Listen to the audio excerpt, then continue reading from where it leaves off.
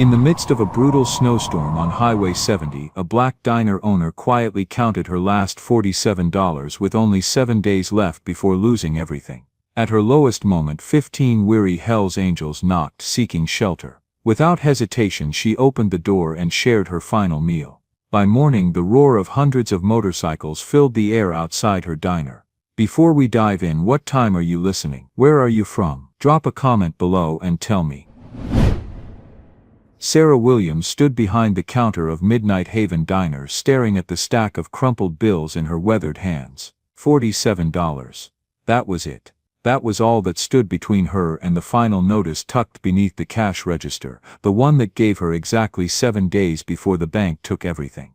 The wind howled outside, rattling the windows of the small diner perched on Highway 70 in the Colorado mountains. Snow fell in thick, angry sheets, turning the world beyond the glass into a white void. At 50 years old, Sarah had seen plenty of storms, but this one felt different. This one felt like an ending. She moved slowly around the empty diner, her footsteps echoing off the worn linoleum floor. The red vinyl booths sat empty, their surfaces cracked from years of use. The coffee pot gurgled weakly, half full of the bitter brew that had been sitting there since noon. It was nearly 8 o'clock now, and she hadn't seen a customer in over 3 hours. Sarah paused at booth number 4, Robert's favorite spot. Even 2 years after the cancer took him, she could still see him sitting there, his gentle smile warming the room more than any heater ever could.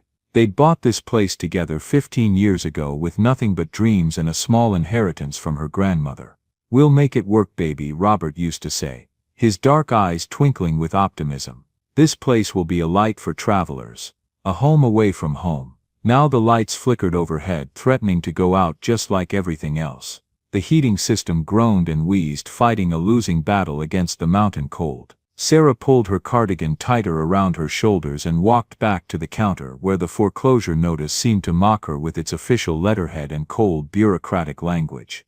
The diner's CB radio crackled weakly in the corner, its antenna bent from years of neglect. Once that radio had been their lifeline to the trucking community, a constant stream of voices sharing road conditions, warnings, and the occasional joke. Now it mostly sat silent, just another relic of better times. Sarah opened the register again, counting the money one more time as if the numbers might magically change. They didn't. $47 wouldn't even cover the electric bill, let alone the 3 months of back payments the bank demanded. She'd already sold her wedding ring, Robert's tools, everything of value they'd accumulated over their 23 years of marriage. This diner was all she had left. The wind picked up outside, shaking the building so hard that the old neon sign buzzed and flickered. Through the window she could see the snow piling up against the gas pumps, burying them under white drifts that looked like gravestones in a cemetery. Highway 70 was completely invisible now, lost beneath the storm. Sarah glanced at the clock above the coffee machine. 8:15. Time to close up, flip the sign and admit defeat. Tomorrow she'd call the lawyer, maybe see if she could work out some kind of payment plan, though she knew it was hopeless. The bank had been patient enough. She was reaching for the light switch when she heard it. A low rumble that cut through the howling wind like thunder. At first she thought it might be a snowplow, but the sound was different. Deeper. More rhythmic. Like a heartbeat made of steel and chrome. Sarah pressed her face to the window, squinting through the snow. At first she saw nothing but white. Then slowly shapes began to emerge from the storm. Headlights. Lots of them. And beneath the lights the distinctive silhouettes of motorcycles, big ones, Harley-Davidsons by the look of them. The rumble grew louder as the bikes approached, their engines revving against the wind. Sarah counted 15 machines in total, all riding in tight formation despite the treacherous conditions. As they pulled into the diner's parking lot, their headlights swept across the windows like searchlights, filling the empty dining room with harsh white light. Sarah stepped back from the window, her heart pounding. She'd heard stories about motorcycle clubs, seen them in movies, but she'd never actually encountered one. These men, and they were all men, she could tell even through their heavy winter gear, looked like something out of a nightmare. Leather jackets, boots, helmets that hid their faces. They moved with the confidence of people who weren't used to being told no. The lead rider dismounted first, a tall man with broad shoulders who seemed to command the others without saying a word. He looked toward the diner and Sarah could feel his gaze even through the window. Slowly, deliberately, he began walking toward the front door. Sarah's hand hovered over the light switch. She could turn off the lights, lock the door, pretend the diner was closed. These men wouldn't know the difference. They'd probably just move on, find somewhere else to wait out the storm. Somewhere that wasn't her problem. But as the man approached the door, she saw something that stopped her cold. He was limping. Not badly, but enough to notice. Behind him the other riders were dismounting, and she could see that several of them were struggling. They'd been riding in this storm for hours, maybe longer. They were cold, exhausted, and probably desperate for shelter. The man reached the door and paused, his gloved hand hovering over the handle. Through the glass Sarah could see his face clearly now. He was older than she'd expected, maybe 45, with gray streaking his dark beard. His eyes were tired, weathered by years on the road. They were the eyes of someone who'd seen enough hardship to recognize it in others. He knocked 3 gentle raps that somehow managed to be both respectful and urgent. Sarah looked back at the $47 on the counter, then at the foreclosure notice, then at the man waiting in the storm. Robert's voice echoed in her memory, a light for travelers, baby. A home away from home. She walked to the door and turned the lock. The moment Sarah opened the door, the full force of the storm hit her like a physical blow. Snow swirled into the diner and the temperature dropped 20 degrees in seconds. The man standing on her threshold was covered head to toe in ice and snow, his leather jacket frozen stiff, his beard white with frost. But it wasn't just one man. Behind him Sarah could see the others dismounting from their motorcycles, and her breath caught in her throat. These weren't ordinary bikers. The leather jackets bore the unmistakable patches she'd seen in news reports, the Death's Head logo, the winged skull, the words Hell's Angels emblazoned across broad shoulders and backs. 15 of them, all massive men with arms thick as tree trunks, faces weathered by years of hard living, and the kind of presence that made smart people cross to the other side of the street. The leader was easily 6'4", with salt and pepper hair pulled back in a ponytail and a gray beard that reached his chest. Tattoos covered every visible inch of his arms, intricate designs that told stories Sarah didn't want to know. A jagged scar ran from his left temple to his jawline, and his eyes, pale blue and sharp as winter ice, held the weight of someone who'd seen too much and done things he couldn't take back. Behind him the others looked like they'd stepped out of a movie about motorcycle gangs. One had a shaved head covered in tattoos, including a spider web on his neck. Another sported a mohawk despite being well into his 50s, with arms so heavily muscled they strained the seams of his leather jacket.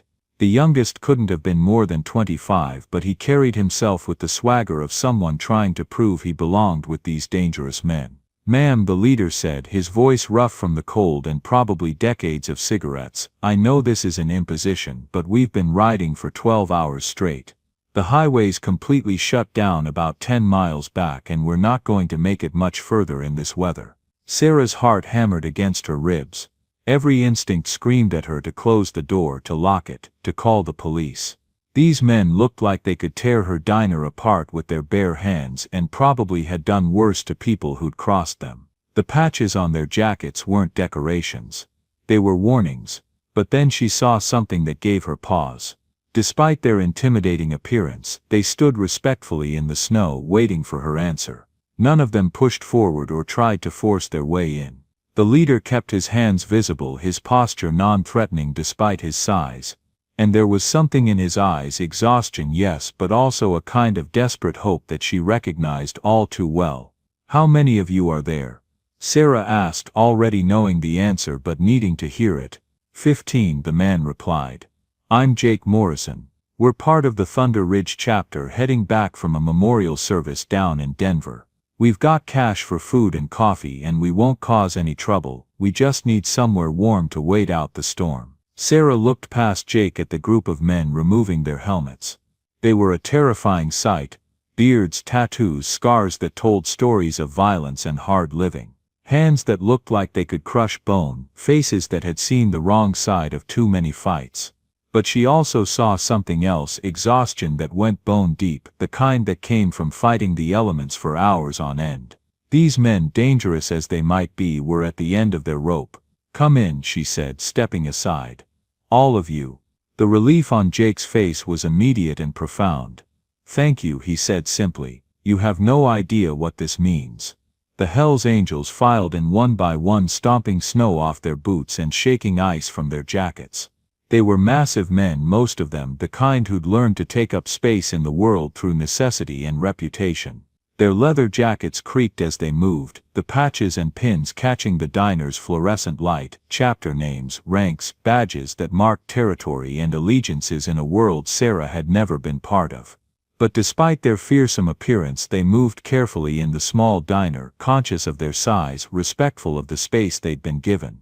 The one with the mohawk actually held the door for the youngest member, and Sarah caught several of them wiping their boots extra clean before stepping onto her floor. Sarah counted them as they entered. 15, just as Jake had said. The oldest looked to be in his 60s, gray-haired and dignified despite the death's head on his jacket. The youngest, the one she'd noticed earlier, had nervous eyes and hands that shook slightly as he pulled off his gloves, looking more like a scared college kid than a member of America's most notorious motorcycle club. "Find seats wherever you can," Sarah told them, moving behind the counter. "I'll get some coffee going."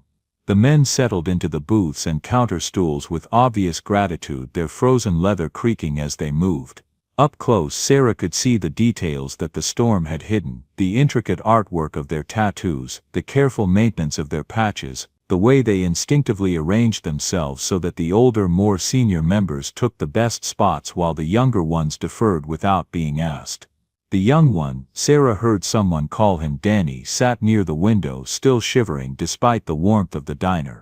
An older man with intricate tattoos covering both arms and sergeant at arms embroidered beneath his chapter patch took the stool closest to the counter, nodding respectfully when Sarah made eye contact. "Haven't seen weather like this in years," Jake said, settling onto a stool near the register. His jacket hung open now, revealing more patches, President in bold letters, service ribbons that suggested military background, and a small American flag pin that seemed oddly patriotic for someone society labeled an outlaw. Sarah poured coffee into thick white mugs, the familiar ritual calming her nerves. "Sugar and cream are on the counter," she said. "Help yourselves." As the men warmed their hands on the hot mugs, Sarah took stock of her situation. 15, Hells Angels, a nearly empty freezer, and $47 to her name. These weren't the kind of men you wanted to disappoint or turn away hungry. But looking at their faces, weathered, tired, grateful for simple warmth, she realized that beneath the leather and patches and fearsome reputation they were just human beings caught in a storm.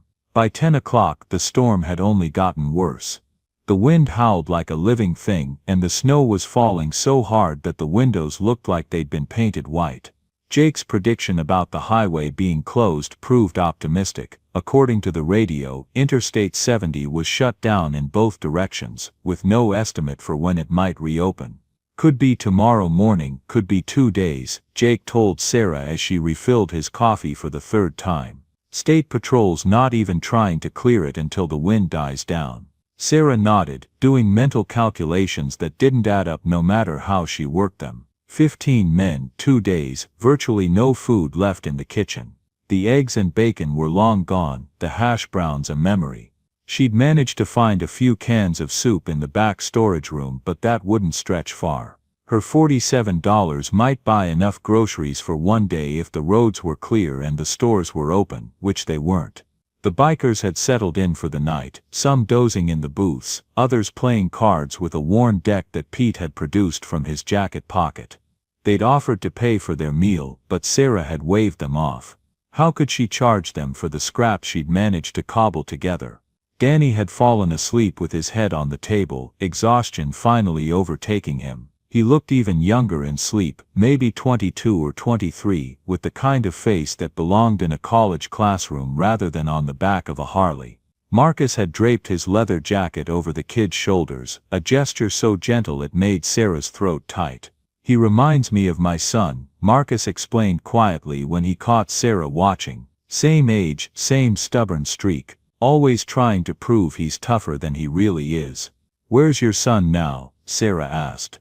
"Afghanistan," Marcus replied. "Third tour. Comes home next month if all goes well." His voice carried the weight of a father's worry, the kind that never really went away no matter how old your children got. Sarah poured herself a cup of coffee and leaned against the counter, surveying her unexpected guests. In the harsh fluorescent light, they looked less intimidating than they had when they'd first arrived. Their leather jackets hung over chair backs, revealing ordinary clothes underneath: flannel shirts, worn jeans, work boots that had seen better days. These were working men, blue-collar guys who probably had more in common with her late husband than with the movie stereotypes she'd expected. Jake approached the counter, his expression serious. "Sarah, we need to talk about payment. You've been more than generous, but we can't just..." "Don't worry about it," Sarah interrupted. "It's just food." "No, it's not," Jake said firmly. "It's hospitality, it's kindness. And it's costing you money you probably don't have." Sarah felt her cheeks flush. Was her financial situation that obvious? She tried to keep her voice steady. "I manage just fine." Jake's eyes moved to the foreclosure notice sticking out from under the register, and Sarah realized her attempt at discretion had failed. His expression softened with understanding. "How long do you have?" he asked quietly. 7 days, Sarah admitted, the words falling out of her mouth before she could stop them. "But that's my problem, not yours." "The hell it is," Jake said. "You opened your door to us when you didn't have to, you fed us when you couldn't afford to. That makes it our problem too." Sarah shook her head. "I appreciate the sentiment, but there's nothing you can do. I'm behind on 3 months of payments, and the bank's not interested in sob stories." Jake was quiet for a moment, his weathered hands wrapped around his coffee mug. Then he looked up at her with eyes that seemed to see straight through her defenses. "Tell me about this place," he said. "How long have you owned it?" 15 years, Sarah replied. "My husband Robert and I bought it with my grandmother's inheritance. It was his dream, a place where travelers could find a hot meal and a friendly face, no matter what time of night they rolled in." "Sounds like he was a good man." "The best," Sarah said, her voice catching slightly. "Cancer took him 2 years ago. I've been trying to keep the place running, but..." She gestured helplessly at the empty diner, the flickering lights, the general air of barely controlled decay. "But it's hard to run a business on memories and good intentions," Jake finished. "Something like that." Jake was quiet again, and Sarah could see him thinking, weighing options she couldn't guess at. Finally he spoke. "What if I told you that you've helped more people than you know? What if I told you that this place, your kindness has probably saved lives?" Sarah frowned. "I'm not sure what you mean." 15 years is a long time, Jake said. "A lot of travelers pass through this stretch of highway. A lot of people in trouble, looking for help. You remember all of them?" Sarah shook her head. "There've been thousands, but you helped them all, didn't you? Hot coffee, a warm meal, maybe a kind word when they needed it most." "I tried to," Sarah said. "Robert always said we were supposed to be a light for people, a beacon, you know. Someone who'd leave the porch light on for travelers." Jake smiled, and there was something almost secretive about it. "A beacon," he repeated. "Yeah, that's exactly what you are." Before Sarah could ask what he meant, a commotion arose from one of the booths. Pete was shaking Danny awake, his voice urgent but gentle. "Kid, wake up. You're having a nightmare." Danny jerked upright, his eyes wild and unfocused. For a moment he looked around the diner like he couldn't remember where he was. Then recognition dawned, and his shoulders sagged with relief. "Sorry," he mumbled. "Bad dreams." "They come and go. Want to talk about it?" Pete asked, settling back into his seat across from the younger man. Danny shook his head, but after a moment he spoke anyway. "It's always the same dream. I'm lost on some dark highway, my bike's broken down, and there's nowhere to go. No lights, no help, just endless darkness." He looked around the warm diner, at the faces of his fellow riders, at Sarah behind the counter. "But then I wake up, and I'm here, and it's okay." Sarah felt something shift in her chest, a recognition she couldn't quite name. How many people had sat in these same booths, found comfort in this same warm light? How many travelers had been lost and cold and desperate, only to find refuge in the unlikely beacon she and Robert had built on this forgotten stretch of mountain highway? She looked at Jake, who was watching her with that same knowing smile. "What aren't you telling me?" she asked. "Nothing you won't figure out soon enough," he replied. "But right now we need to focus on practical matters. You said the bank wants 3 months of back payments." Sarah nodded reluctantly. "How much?" $12,000, she admitted. "Plus late fees and legal costs, it's probably closer to 15. Jake whistled low. "That's serious money." "More than I'll ever have," Sarah said. "Look, I appreciate what you're trying to do, but $15,000 isn't the kind of thing you find in couch cushions. This place is finished, and maybe that's okay. Maybe it's time." "No," Jake said, his voice sharp enough to cut through her resignation. "It's not time. Not for a place like this. Not for a woman like you." He stood up, fishing his cell phone out of his pocket. "I'm going to make some calls, and Sarah." She looked up at him, surprised by the intensity in his voice. "Don't you dare give up yet. This story isn't over." As Jake walked toward the front door, presumably to get better cell reception, Sarah found herself staring after him. She didn't understand what was happening, didn't know what kind of calls he intended to make, or what difference they could possibly make. But for the first time in months, she felt a flicker of something she'd almost forgotten how to recognize. Hope. Jake returned from making his phone calls with snow in his hair and an expression Sarah couldn't read. He'd been outside for nearly an hour, pacing back and forth in the storm, his voice occasionally rising above the wind as he spoke to whoever was on the other end of the line. The other bikers had watched him through the windows, exchanging glances that suggested they knew something Sarah didn't. "Well?" Pete asked when Jake finally came back inside, stamping snow off his boots.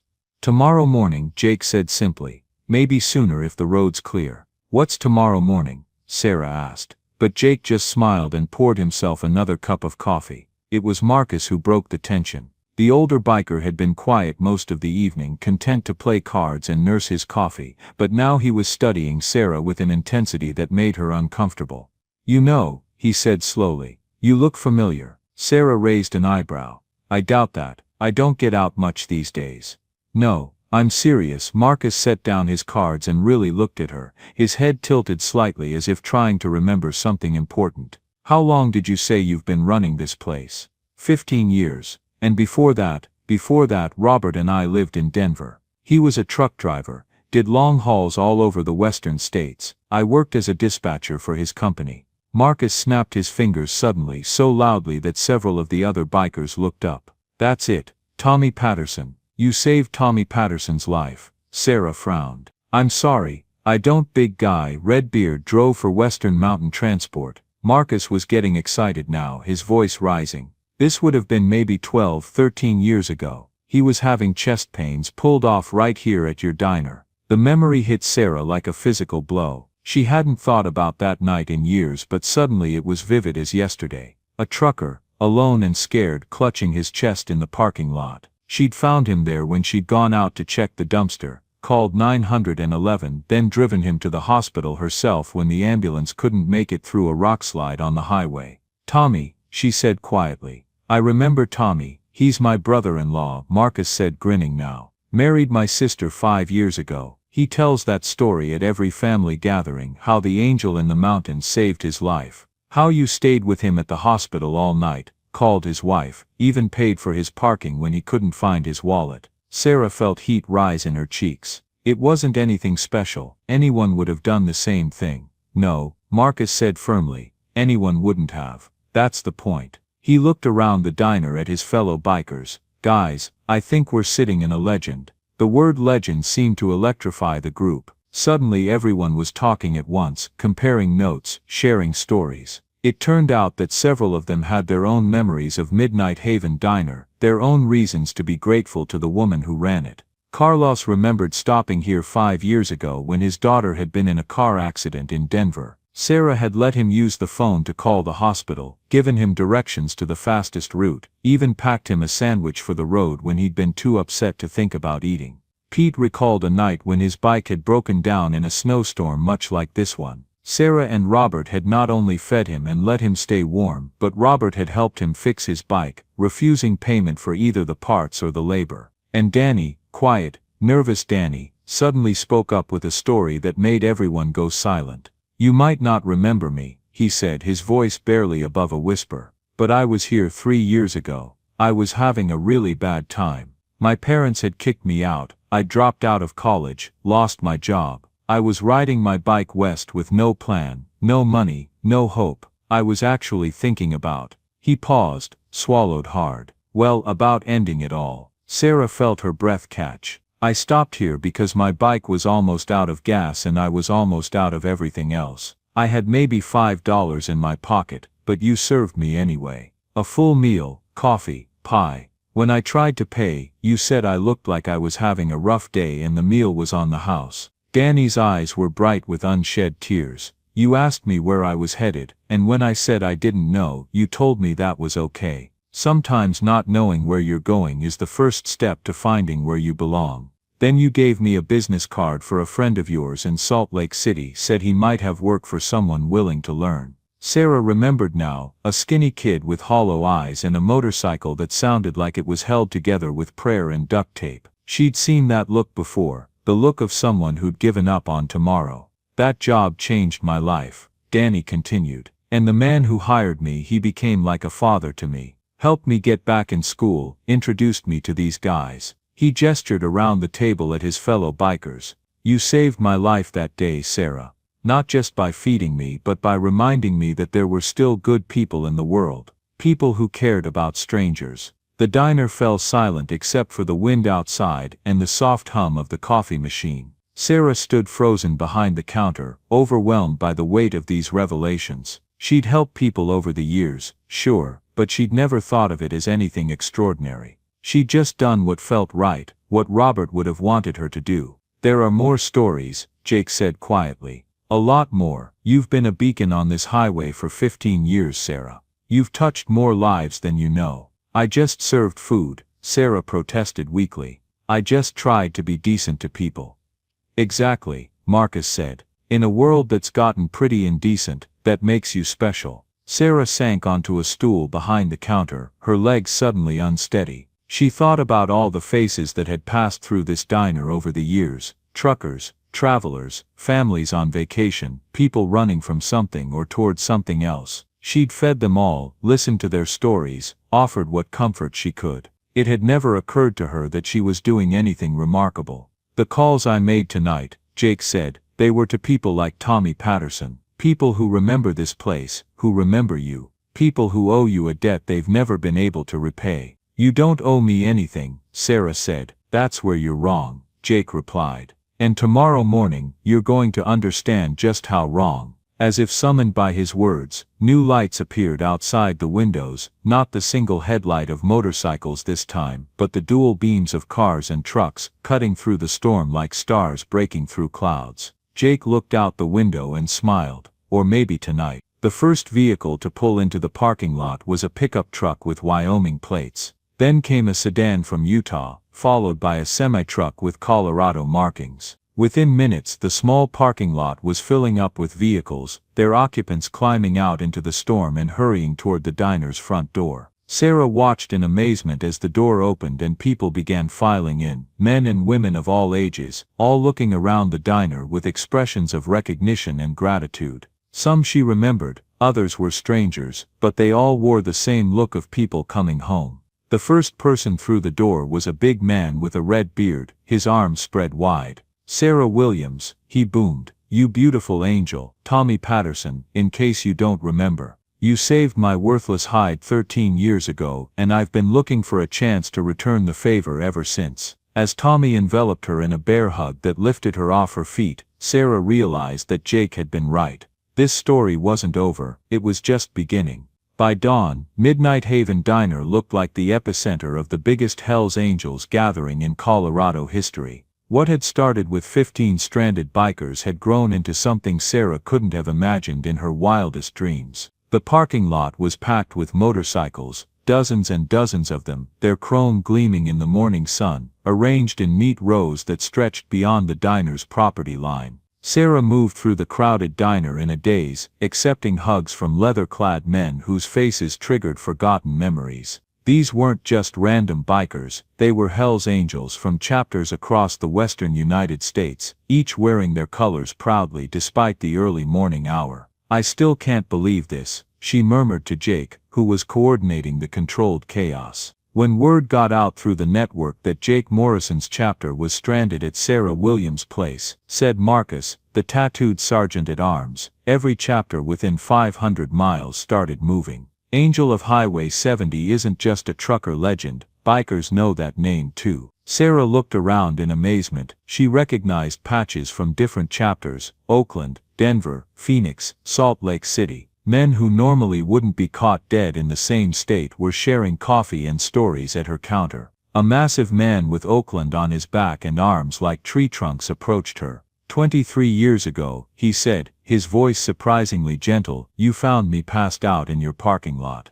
Hypothermia. You called the ambulance, rode with me to the hospital, even called my old lady to let her know I was alive. Sarah stared at him, the memory slowly coming back. A younger man, barely conscious, his bike broken down in a snowstorm. Big Mike Hendricks, he said, extending a hand. President of the Oakland chapter, I owe you my life. The stories kept coming. A biker from Phoenix whose bike had broken down, Sarah and Robert had let him sleep in the diner while waiting for parts. A rider from Denver whose daughter had been in an accident, Sarah had given him directions to the fastest route and coffee for the road. Jake approached with a thick envelope, his expression serious. $68,000, he announced to the crowd. Cash, from every chapter represented here. Sarah stared at the envelope, hands trembling. This is too much, I can't. You can and you will. Big Mike interrupted, his voice carrying the authority of someone used to being obeyed. This money comes with conditions. What conditions? You keep this place running, said a woman biker from Salt Lake City, the first female Hell's Angel Sarah had ever met. You keep being the angel you've always been. Jake produced a rolled paper, an architect's drawing of the diner expanded with a proper biker lounge, secure parking for motorcycles, and maintenance facilities. Midnight Haven Biker Haven, he explained. Official rest stop for every Hell's Angels chapter from California to Colorado. We'll guarantee regular business, provide security, handle maintenance. A grizzled veteran from Phoenix stepped forward. We're also setting up a protection detail. Nobody messes with this place or you ever. You're under Hell's Angels protection now. The CB radio suddenly crackled to life. Breaker 19, this is Road Dogg calling for the Angel. We got 40 bikes rolling your way from Utah. ETA 30 minutes. Sarah picked up the microphone with shaking hands. Road Dogg, this is Midnight Haven, Angel. Heard through the grapevine you were in trouble. Salt Lake chapter is rolling hot to help out. We ain't letting anything happen to our guardian angel. The cheer that erupted from the packed diner rattled the windows. Outside, motorcycle engines revved in celebration, creating a thunder that echoed off the mountains. Jake approached with one final envelope. This is from Tommy Patterson. He's a prospect with our Denver chapter now, used to be a trucker till you saved his life. Inside was his old business card, and a note, 13 years I carried this. Time to bring it home where it belongs. Thank you for giving me a second chance at life. As the various chapter presidents began discussing logistics for the expanded operation, Sarah found herself outside, looking at the sea of motorcycles that filled every available space. Chrome and steel gleamed in the sunlight, and the patches told stories of brotherhood, loyalty, and a code of honor most people would never understand. Jake approached, his own bike loaded and ready. You know what the best part of all this is? Last night, you didn't see Hell's Angels or outlaws. You just saw 15 men who needed help, and you opened your door. That's what started this, Sarah. He climbed onto his Harley. Keep the light on, Angel, and don't worry, you've got the most powerful protection in America watching over this place now. As the Thunder Ridge chapter rode out, their engines creating a symphony of power, Sarah felt Robert's presence beside her. She could almost hear his voice. I told you this place would be special, baby. I just never imagined it would become the heart of something this big. 6 months later, Midnight Haven Biker Haven was featured in Easy Riders magazine as the most important Hell's Angels gathering spot west of the Mississippi. The parking lot was expanded to accommodate over 100 bikes, and the security was legendary. Nobody caused trouble within 50 miles of Sarah's place. But Sarah didn't need magazine recognition to know what she'd accomplished. Every day brought bikers from chapters across America, all finding exactly what they needed in her corner of Colorado: respect, good food, and the knowledge that they were welcome. The CB radio crackled constantly with bikers calling in, "How's our angel doing tonight?" Sarah always answered the same way, "The lights on, the coffee's hot, and the road's always open for family." Because that's what Midnight Haven had become, the unofficial headquarters of Western Hells Angels hospitality, proof that respect and kindness could bridge any gap, and that sometimes the most unlikely guardians were the ones who protected what mattered most. The light would always guide them home. Join us to share meaningful stories by hitting the like and subscribe buttons. Don't forget to turn on the notification bell to start your day with profound lessons and heartfelt empathy.